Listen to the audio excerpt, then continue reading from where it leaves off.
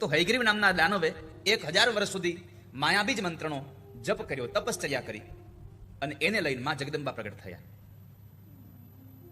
રાક્ષસને કહ્યું દાનવને કે તારે જે જોતું તે માગી લે. હવે તમને બધાને ખબર છે કે દાનવો પેલું વેલું શું માગે? શું માગે પેલું વેલું? હું મરું નહીં એવું વરદાન આપો. હિરણ્યકશ્યપ પાસે બ્રહ્માજી પ્રસન્ન થયા, બ્રહ્માને શું કીધું? મરું નહીં એવું વરદાન આપો. મહિષાસુર પાસે પ્રસન્ન થયા બ્રહ્માજી, તો કે હું મરું નહીં એવું વરદાન આપો. બધાને મરવું નથી એવું જ વરદાન જોઈએ છે. જુઓ, એક વાક્ય બહુ સત્ય છે, જાતસ્ય હિ ધ્રુવ મૃત્યુ. આ સંસારમાં જે જન્મે છે એ મરે છે, એમાં સંશય જ નથી. મરે છે પાછો જન્મે છે એવું નક્કી ન હોય, કારણ કે અહીંયાથી કર્મ કરીને જેવો ગયો એવી રીતે નિર્ણય થાય. સારા કર્મ કરીને ગયો હોય તો ભગવાન મુક્તિ પણ આપી દે, અને જો કોઈ કર્મનું ભાથું બાંધ્યું તો વળી પાછું અહીંયા આવવાનું એને ભોગવવા માટે.